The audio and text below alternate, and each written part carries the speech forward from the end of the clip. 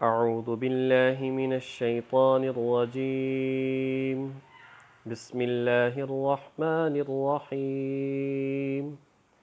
يسألونك عن الساعة أيان مرساها قل إنما علمها عند ربي لا يجليها لوقتها إلا هو ثقلت في السماوات والأرض لا تأتيكم إلا بغتة يسألونك كأنك حفي عنها قل إنما علمها عند الله ولكن أكثر الناس لا يعلمون.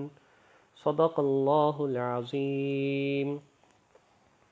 یسألونک عن الساعة، لوگ آپ سے سوال کرتے ہیں قیامت کے بارے میں، ایان مرساہا، کہ وہ کب برپا ہوگی. قل، اے نبی آپ کہہ دیجئے، انما علمها عند ربی، بے شک اس کا صحیح علم میرے رب کے پاس ہے. لا یجلیہا لوقتہا، کہ وہ اسے اس کے وقت پر وہ اللہ ہی کھولے گا، الا ہو، اس کے سوا کوئی اور نہیں. ثقلت فی السماوات والارض، آسمانوں اور زمین میں یہ بہت بھاری چیز ہے، یہ قیامت بہت بھاری چیز ہے. لا تأتیکم الا بغتہ، جب یہ آئے گی تو تمہارے پاس اچانک آئے گی. یسألونک، لوگ آپ سے ایسے سوال کرتے ہیں، کأنک حفی عنہا، گویا کہ آپ اس کے بارے میں خوب تحقیق کر چکے ہیں. حفی کہا جاتا ہے کھوجی کو، کھوج لگانے والے کو. تو گویا کہ آپ اس کے بارے میں خوب معلومات حاصل کر چکے ہیں. قل، اے نبی آپ کہہ دیجئے، انما علمها عند اللہ، بے شک اس کا علم تو صرف اللہ کے پاس ہے. ولیکن اکثر الناس لا يعلمون، لیکن اکثر لوگ اس بات کو نہیں جانتے. قل لا املک لنفسی نفعا ولا ضرا، آپ کہہ دیجئے کہ میں تو مالک نہیں ہوں اپنے لیے بھی نفعا ولا ضرا، نہ تو نفع کا اور نہ نقصان کا. الا ما شاء اللہ، مگر وہی جو کہ اللہ چاہے. ولو کنت اعلم الغیب، اور اگر میں غیب جانتا، لاستکثرت من الخیر، تو میں خوب بھلائی، خوب اچھی چیزیں حاصل کر لیتا، جمع کر لیتا. وما مسنی السوء، اور مجھے کسی قسم کی کوئی تکلیف نہ پہنچتی.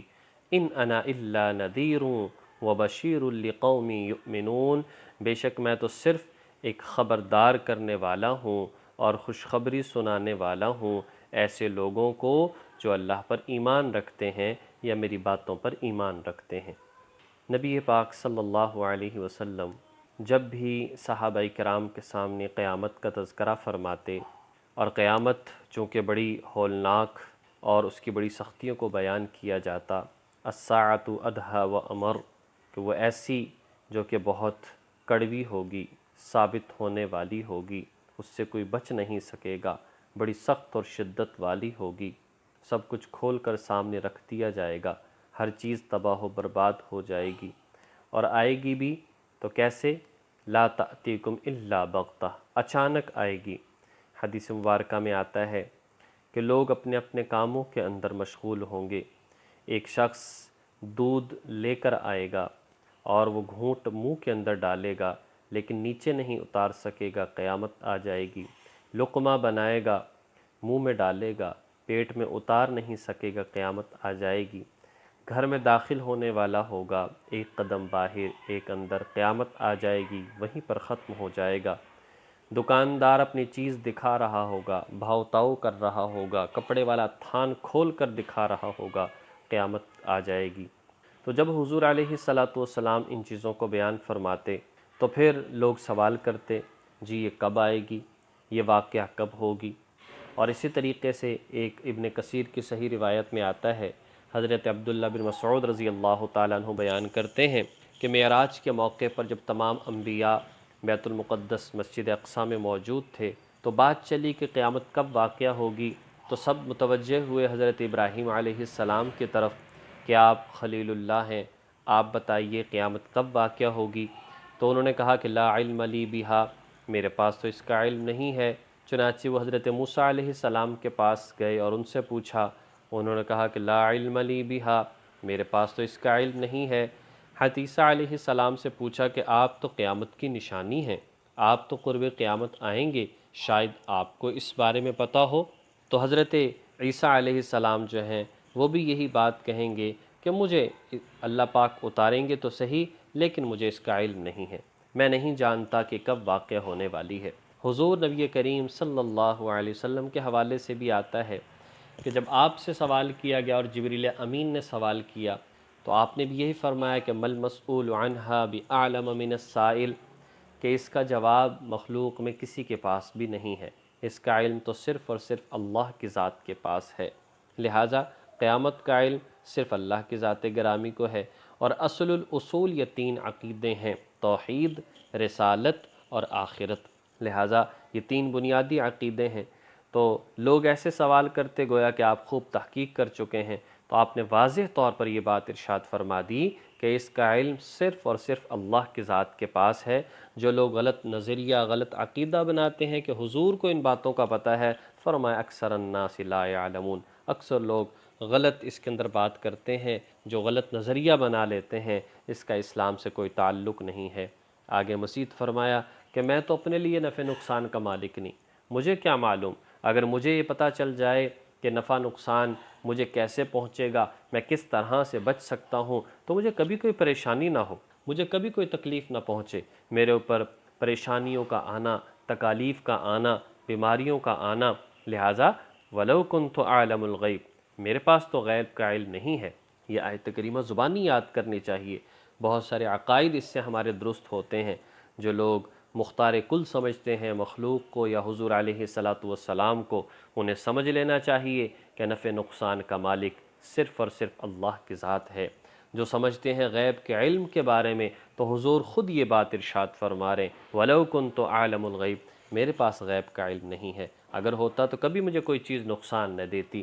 وہ خیبر کا موقع جس میں کہ یہودیہ عورت دعوت کرتی ہے اور گوشت کے اندر زہر ملاتی ہے، جب لقمہ آپ ڈالتے ہیں تو منہ میں جب بوٹی چلی جاتی ہے تو وہ بوٹی بولتی ہے کہ میرے اندر زہر ہے، اگرچہ آپ اسے باہر نکال دیتے ہیں لیکن یہ آپ کا معجزہ تھا، لیکن وہ جو لعاب کے ذریعے سے زہر اندر چلا جاتا ہے اس کی وجہ سے آپ آخرت میں آپ نے فرمایا جب بالکل آخری وقت کہ آج میرے اوپر وہ زہر اثر کر رہا ہے اور وہ مجھے تکلیف پہنچا رہا ہے۔ اگر ایسی بات ہوتی تو کیوں آپ کو پتہ نہ چل جاتا، آپ کیوں جو ہے اپنے منہ کے اندر اس لقمے کو ڈالتے؟ غرض بات یہ ہے، نعوذ باللہ حضور کی شان کم نہیں کی جا رہی، حضور کی شان میں کمی کرنا ہمارا عقیدہ نہیں ہے، لیکن یہ ہے کہ خالق کبھی جو ہے مخلوق اس کے برابر نہیں ہو سکتی۔ اللہ تبارک و تعالی خالق ہے، حضور نبی کریم صلی اللہ علیہ وسلم مخلوق ہیں۔ ہاں حضور کا مرتبہ تمام مخلوقات میں سب سے زیادہ بلند ہے۔ تو جب حضور کے بارے میں یہ بات ہے تو باقی لوگ، باقی انسان یا دیوتا یہ کیسے نفع نقصان کے مالک ہو سکتے ہیں؟ اس لیے سورۃ الاخلاص بس اسی سے ہمارا عقیدہ ہے۔ اللہ نے یہ بات ارشاد فرمائی ہے، اس لیے ہمیں نہ غیر اللہ سے دعائیں کرنی چاہیے، نہ غیر اللہ سے مدد مانگنی چاہیے، نہ غیر اللہ سے اولاد کے حوالے سے کوئی امید لگانی چاہیے۔ ہاں علاج معالجہ کروانا یہ سنت ہے، لیکن ہمیں کبھی ایسا عقیدہ نہ رکھیں، نہ اللہ کے نام کے علاوہ کسی اور کی قسمیں اٹھائی جائیں، نہ اللہ کے نام کے علاوہ کسی اور کی قربانیاں کی جائیں، نہ اللہ کے نام کے علاوہ کسی اور کی نظر اور منت مانی جائے، ایسا نہیں کرنا چاہیے۔ اللہ تبارک و تعالی ہمیں ان باتوں کو سمجھ کر عمل کرنے کی توفیق نصیب فرمائے۔ وآخر دعوانا ان الحمد للہ رب العالمین۔